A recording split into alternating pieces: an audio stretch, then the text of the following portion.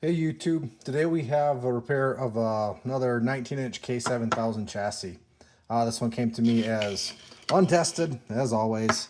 It was also missing the remote board, so I had to install one of those to even test it. Without that, you won't be able to get the chassis to run. You'll have no vertical deflection at all because there's no size, no hold for vertical there. So I checked the normal things, make sure the hot wasn't shorted, made sure the fuse wasn't shorted, things like that. And I don't do a whole lot of pre-check before I fire it on unless I see an obvious problem. And this is kind of an interesting chassis because it looks like well, it obviously came off of a 19-inch tube. It's also a fat neck one. 19-inch monitors come in a skinny, which is a CR31 neck, or a fat CR23 neck. And some might call it, I don't know, this is a 10 pin. I think the other one's an 8 pin. I've always called them fat and skinny. But the lesser common one for 19-inch size is the fat neck, and this neck board is the same as a 25-inch chassis. Now that's interesting because looking at the rest of this chassis, it has a black width coil. So that's on the 13 and 19-inch varieties of the K7000. The 25-inch one has a white one here. It also has a different resistor for 19 versus 25. And then this number is also different. And instead of it being silk screened and printed on here, P447, which is for the 13 and 19-inch variety of the K7000, there's just a sticker. And if we flip this over, you'll notice that this is actually a P538 from the factory.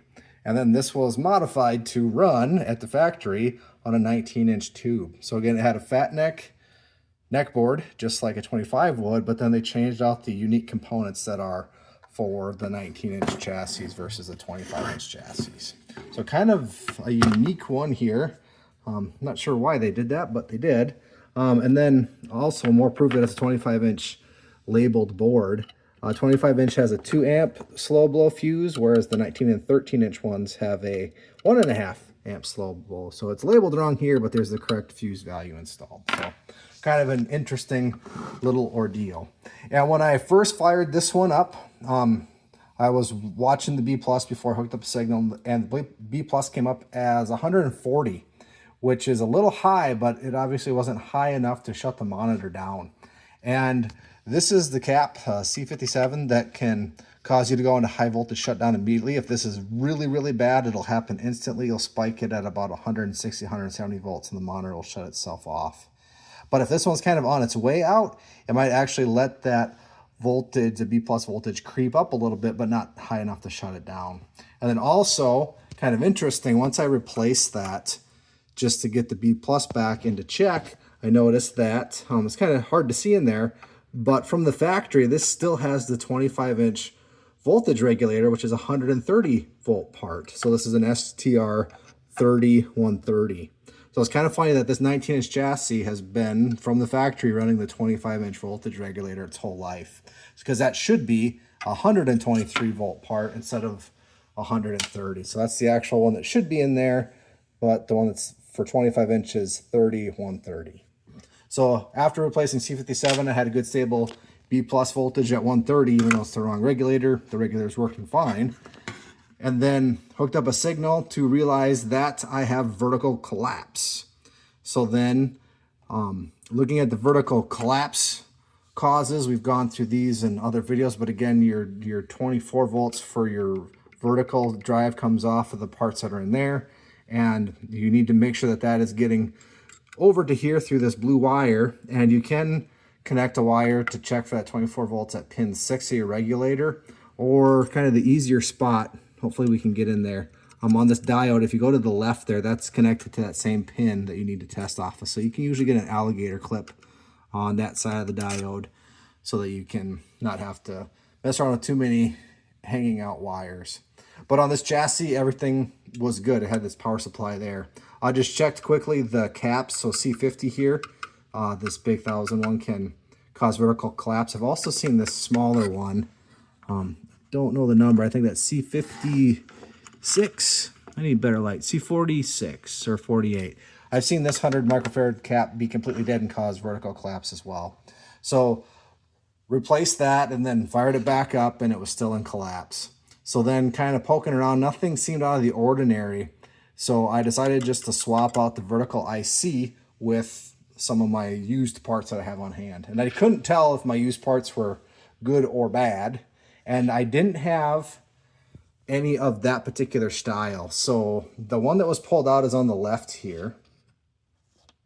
And it is a different style than what I had just in my random bag of used ones. But this one is an LA7833 variety. And then the one that I had the most of was this 1488 variety. And they both have the same mounting pattern, just one screw in the middle. And I've heard conflicting results and some people saying that these different vertical ICs, which is IC3, I think, on this chassis, they're not interchangeable. But I was able to take this one out, which appeared to be the factory one, which was dead, and took it out, and I found that I had a short across 2 pins that weren't on the new one that I put in. So I'm guessing something shorted out on this one. And then I replaced it with this style. So that's actually what's installed now.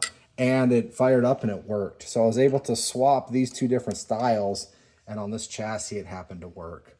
And also this one is different from the style that's on a factory 25-inch K7000 as well. So I had a little bit of luck there. Now there is other styles of these as well, and the one that kind of seems the most common, if I just grab a parts chassis here, this one's kind of been picked clean, but this style kind of uses 2 screws to mount, and everything's labeled kind of sideways on there. So I didn't try and transfer in one of those, so I'm not sure if all of them are interchangeable or only maybe a couple of them are. And I also don't know what caused this one to die, because after I swapped it in, it came up and it fired up with full deflection.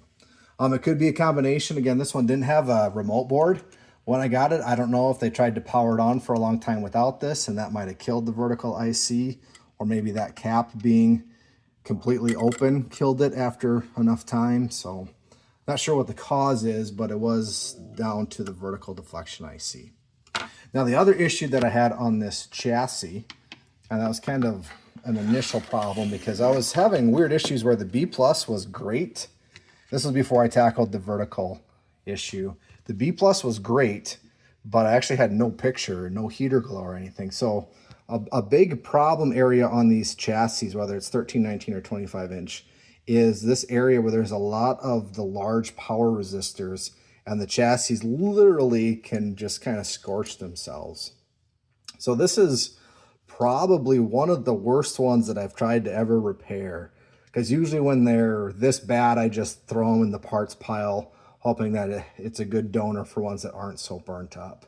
But I'm not sure it comes through on the video, but there is a large trace here that's connected by all these jumper wires now that is literally gone. And there's also kind of a 3 trace landing area here that is totally gone again. So this is kind of how bad it can get. But the purpose in showing this video was not only for the vertical deflection stuff and the swappability of those ICs, but you can also still fix these. It's not pretty, but they can still work. And one of the big reasons why this happens is there is a power resistor. I'll just point to these, and I try to look at a chassis to get their actual number. Maybe I can look at this parts chassis and call them out. This is R101 that goes from this trace to this trace. And a good technique here is this is a cap leg. So if you're doing a cap kit, you can kind of just stretch that new cap over and bridge that. But these pads get really hot and they get cold solder on them as a result. There's also a very large resistor from here to here, and that one is R89. And on this chassis, it's a 3.9, but this one was measuring almost 3.9 kilo ohms. This one was measuring almost 5, so I just replaced it with the used one, because I think kind of just with all this heat generating, some of those resistor values are starting to drift. R101 was okay, so I left that alone. But then there's another resistor from here to here that has some bad traces on it that likely have cold solder. And then there's another one from here to here. And on this chassis, this resistor, which is R97, kind of rides over top of two diodes that are RU2 diodes that are D16 and 17. And these control your horizontal image shift, which on this chassis, I've never even had it make any difference because you have so much adjustment on everything else. But on this parts chassis again, these diodes and then the resistor that goes over top of them has been removed already. But these were just literally charred off, and like you could probably pry in there and the whole thing would just crumble. So I did have to replace these two, and one of these goes to your shift left and the other one goes to your shift right for the image.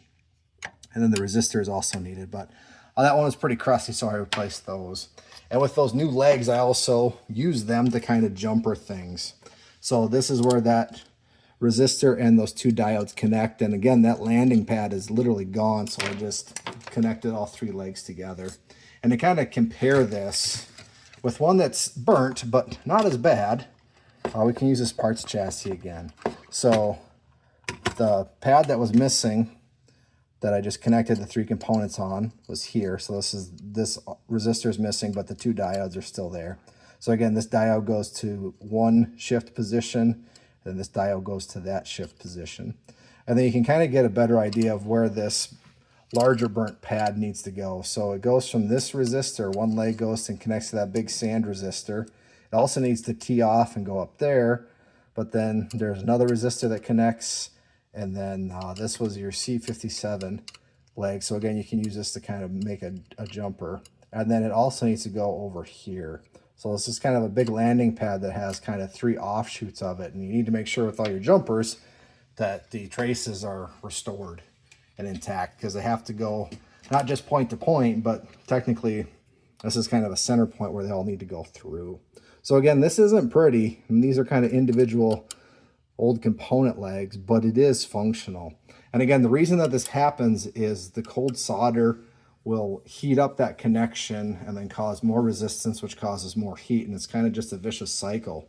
But if you come across one of these and you just dump new solder on top of cold solder, you're not fixing anything. You're actually just going to make this problem worse down the road. So you need to remove all of the old solder that's been crystallized. I also take the resistors out and sand the legs and then use flux so that you can get a good strong joint on there. And after doing that, you can usually get the solder to flow pretty nicely compared to what it looked like before. But again, if you just dump old solder, or if you dump new solder on old solder, you're not really fixing anything. It's going to just create more heat, and then that heat burns up the PCB. So once I got all that figured out, then my picture came back. I had heater voltage, and then I could go on and then I fixed the vertical deflection. And now we have, it's not very pretty, but we now have a working 19-inch chassis that can maybe someday come off the shelf and be back in action.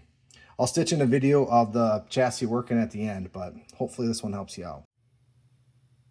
Here's the chassis up and running. You can tell that we have full vertical deflection there from our earlier problems. And again, I mentioned this has a factory STR 130 in it, technically an STR 30130, and our B plus is at 130. And it's just kind of odd to me that that thing has likely had that its whole life, because again, this chassis was it's marked as a 25-inch chassis, but it's been on a 19-inch tube. So I hope this one helps you out.